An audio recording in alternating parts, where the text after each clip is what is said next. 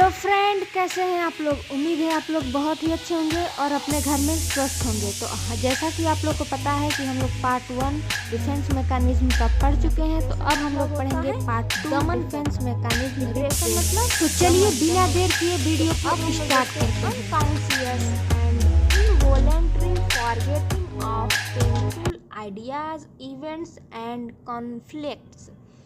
कह रहे हैं अनकॉन्शियस एंड मतलब अचेतना, अनकॉन्शियस मतलब अचेतना, और इनवॉलेंट्री अनैच्छिक रूप से एक पेनफुल आइडियाज, घटनाओं और संघर्षों को भूलना। एक पेनफुल आइडियाज और संघर्षों को भूलना।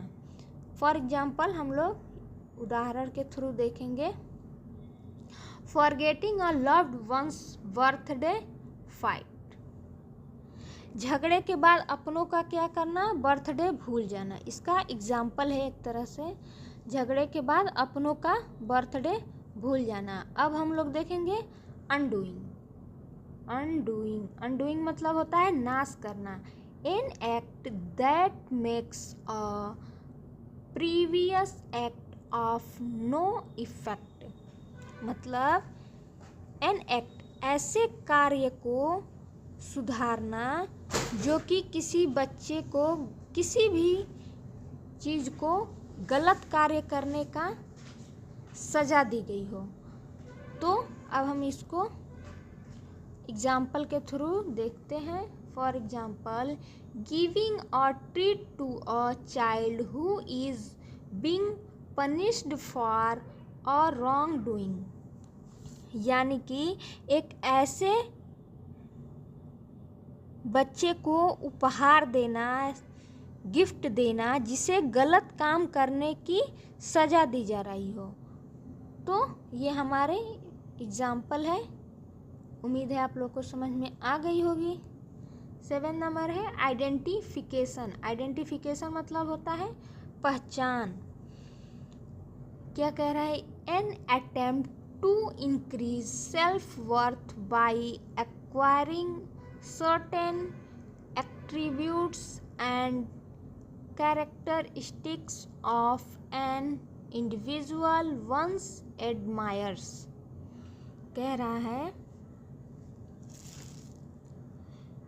कि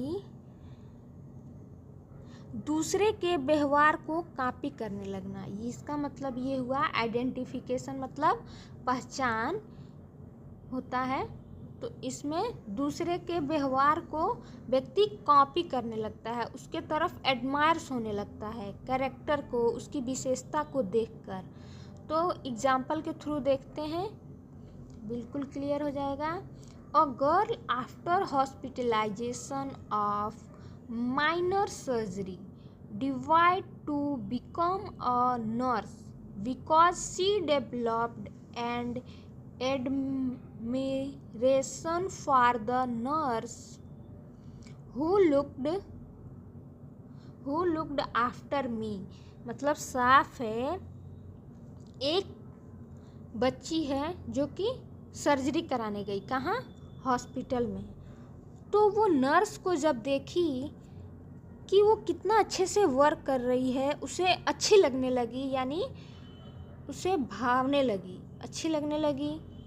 तो वो ये चाहेगी कि अब मैं जब यहाँ से जाऊँगी तो मैं भी एक नर्स बनूँगी। तो वो एडमायर हो गई, यानी कि आइडेंटिफिकेशन मतलब पहचान गई कि मुझे भी क्या बनना है, एक नर्स बनना है। तो क्लियर हो गया होगा कि एक नर्स जो है वो हॉस्पिटल में पेशेंट की केयर करती है। लेकिन जो पेशेंट वहाँ जा रहे हैं, तो एक गर्ल गई, फॉर एग्जांपल एक गर्ल गई, लड़की गई अपना किसी सर्जरी करवाने, माइनर सर्जरी कराने। तो वो देखी वो नर्स इतने अच्छे से अटेम्प्ट कर रही है पेशेंट को, अच्छे से बात कर रही है, तो वो क्या हो गई, एडमायर हो गई। तो वो लड़की देख के ये डिसाइड की कि मुझे भी अब नर्स बनना है। तो अब हम लोग देखते हैं 8 नंबर ट्रांसफेरेंस। ट्रांसफेरेंस देखेंगे, स्थानांतरण। तो ये क्या कह रहा है?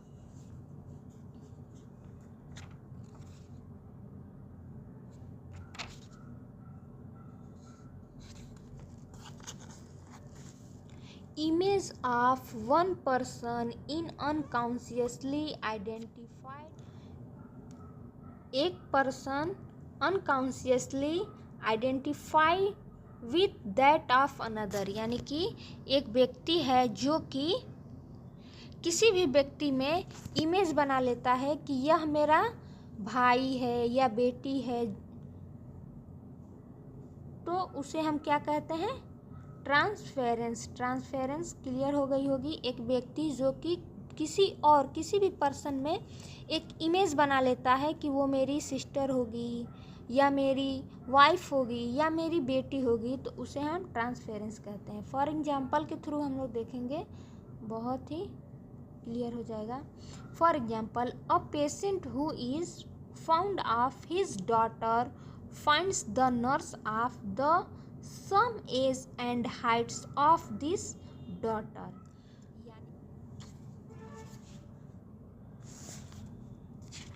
इससे क्लियर हो रहा है आइडेंटिफिकेशन मतलब तो पहचान की, बट ट्रांसफेरेंस में ये होगा एक पेशेंट जो गया हॉस्पिटल, उसकी नर्स ने बहुत अच्छे से केयर की, उसकी नर्स ने बहुत अच्छे से केयर की, तो वह यह सोचने लगता है, यह इमेज बना लेता है अपने माइंड में कि ये मेरी डॉटर है। क्या है? ये मेरी डॉटर है। उसकी केयर अच्छे से करी तो वो क्या करने लगा कि उसे अपना लड़की समझने लगा। आई होप कि आप लोग को बहुत ही ईजी से समझ में आ गया होगा। अगर आप लोग को कोई भी डाउट रह जाता है तो आप कमेंट करके ज़रूर पूछ सकते हैं। तो 9 नंबर है इंटेलेक्चुअलाइजेशन। इंटेलेक्चुअलाइजेशन मतलब होता है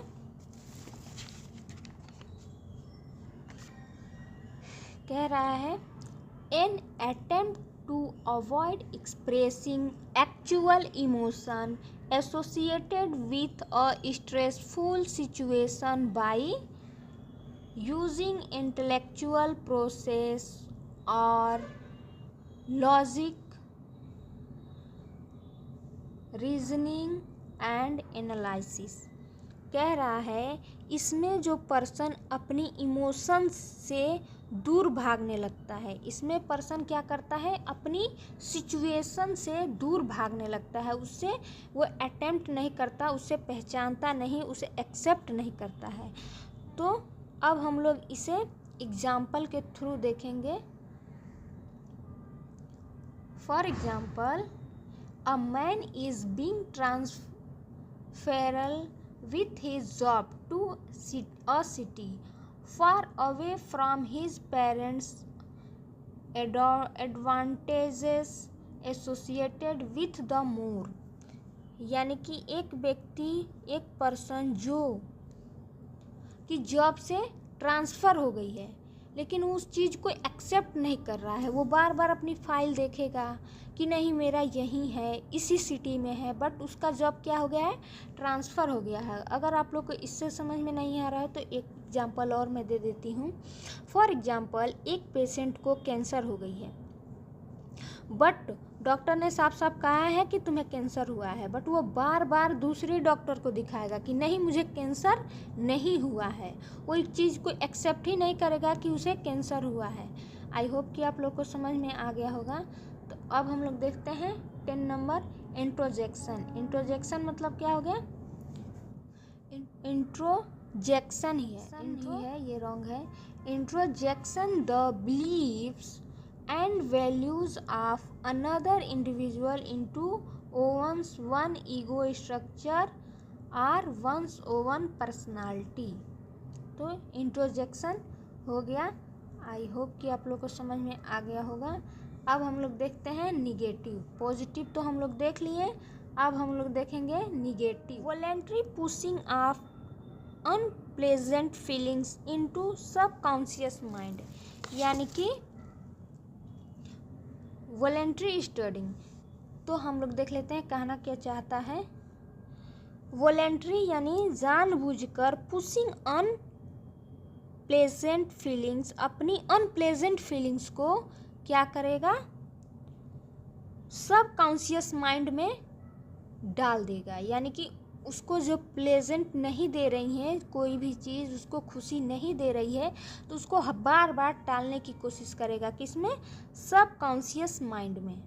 फॉर एग्जाम्पल देखते हैं। For example, a student in an examination is upset about an agreement with for friends but puts it out of her mind so that she can finish the exam। क्या कर रहा है? एक बच्चा जो कि एग्ज़ाम दे रहा है, बट उससे एग्ज़ाम देने से पहले उसके कुछ फ्रेंड से झगड़ा हो गया, चाहे कुछ बात ही हो गई, तो वो क्या कर रहा है? अपनी उस बात को सब कॉन्शियस माइंड में धकेल रहा है, क्योंकि उसको ये क्या सोच रहा है कि मतलब मुझे एग्ज़ाम अभी दे लेने दो, फिर उसके बाद में सोचेंगे, जो कि बहुत ही अच्छा है। ऐसे ही करना चाहिए सबको। अब हम लोग देखते हैं डिस्प्लेसमेंट। क्या है? डिस्प्लेसमेंट। डिस्प्लेसमेंट मतलब होता है विस्थापना। क्या होता है? विस्थापना। विस्थापना।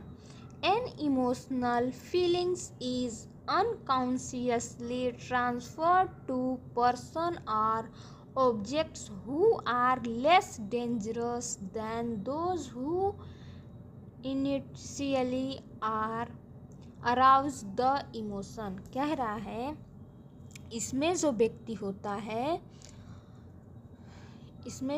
होता है unconsciously transfer to person or objects. इसमें जो भी पर्सन होता है, व्यक्ति होता है, वो अपने से छोटे वस्तु, पर्सन, बच्चे पे अपना क्या निकालता है? स्ट्रेस, इमोशन, अपनी डेंजरस को निकालता है। अपनी इमोशन को, अपनी एंजाइटी को उस वस्तु या व्यक्ति पर निकालता है। फॉर एग्जाम्पल, अभी हम लोग एग्जाम्पल से देखेंगे तो बिल्कुल क्लियर हो जाएगा। For example, a husband comes home after a bad day at work and yells at wife. बहुत ज़्यादा डांट सुनने को मिली। फॉर एग्जाम्पल, हम लोग एग्जाम्पल के थ्रू देखते हैं। बहुत ज़्यादा डांट मिली, तो वो क्या करेगा? अपने बॉस को तो वो डांट नहीं सकता, क्योंकि उससे ज़्यादा बड़ा है, और अगर डांटेगा तो उसकी जॉब भी जाने की खतरा है। तो वो अब ये क्या करेगा? घर आकर अपने बच्चों या अपनी वाइफ को या किसी वस्तु को तोड़ फोड़ करके अपना गुस्सा निकालेगा। तो क्या हो गया हमारा? डिस्प्लेसमेंट, यानी विस्थापना किया। अपने से बराबर तो वो गुस्सा अपना निकाल नहीं पाया, तो किसी वस्तु या किसी चीज़ या अपनी से छोटे वाइफ या बच्चों पे अपना गुस्सा निकाला। तो हम लोग इसका भी देख लेते हैं, ये क्या कह रहे हैं। अ husband comes home after bad day. एक हस्बैंड है जिसका बैड डे रहा, मतलब उस दिन उसका ख़राब रहा। आफ्टर घर आने के बाद अपनी वाइफ पे चिल्लाया। इसका ये मतलब हुआ, और वो भी एग्जाम्पल बहुत ही अच्छा रहा, आप लोग को समझ में आ गया होगा। अब हम लोग देखते हैं तीसरा, प्रोजेक्शन। प्रोजेक्शन मतलब होता है प्रक्षेपण। प्रोजेक्शन मतलब क्या होता है? प्रक्षेपण। Unconsciously blaming someone else for one's difficulties. Unconsciously blaming someone else for one's difficulties. अपनी प्रॉब्लम को किसी दूसरे पर डालता है। फॉर एग्जाम्पल देखेंगे। For example, a person who blames other for his own mistake. अपनी गलतियों को दूसरे पर्सन पर डाल दे रहा है, मतलब कि मैंने तो ये किया ही नहीं है, इसी की वजह से हुआ है।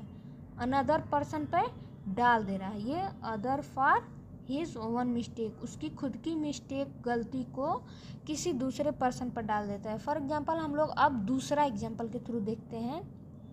एक स्टूडेंट है जो कि पढ़ने में वो तो वीक है ही, पढ़ने में कमज़ोर है, यानी वो फेल हो गया परीक्षा में। समझ लो, विद्यार्थी परीक्षा में फेल हो गया। अब होने के कारण वो क्या कह रहा है? मेरे टीचर ने अच्छे से पढ़ाया ही नहीं था। सीधा किस पे? टीचर पे ब्लेम डाल दिया, अपने पे लिया ही नहीं। ये ब्लेम ही डाल दे रहा था, और उसमें तो क्या हो रहा था? रेशनलाइजेशन यूँ तो युक्तिकरण था, उसमें ये हो रहा था कि अपने को सफाई, अपनी कारण, स्वीकृत कारण दे रहा था कि इसके वजह से हुआ था। ये सीधा कह रहा है कि नहीं, टीचर ने ये चीज़ पढ़ाया ही नहीं था। तो ये क्या हो गया, ब्लेमिंग हो गई, रिप्रोजेक्शन, प्रक्षेपण, यानी ब्लेम कर दिया सीधा टीचर को कि सीधा टीचर ने तो ये पढ़ाया ही नहीं था। अब हम लोग देखते हैं, ये आप लोग को समझ में क्लियर आ गया होगा। तो अब हम लोग देखते हैं फिस्टैसी। फिस्टैसी क्या होता है, ये certain aspects of emotional development do not advance और फिक्स्ड।